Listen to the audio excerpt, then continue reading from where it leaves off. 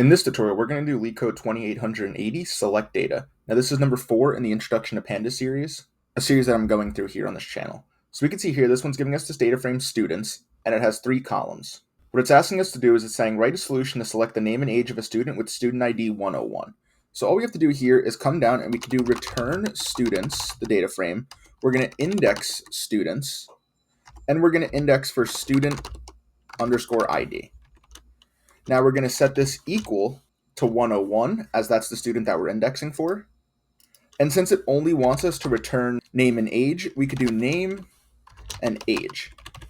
Notice how we did 2 brackets here, as we're indexing for 2 separate values, not just 1. We can now run this, and you can see it is accepted. We can then submit, and you can see that this beats 90% of answers in terms of runtime, but not too many in terms of memory. Now that's you can do LeetCode 2880, select data. Feel free to leave any questions or comments down below, and I hope that helps.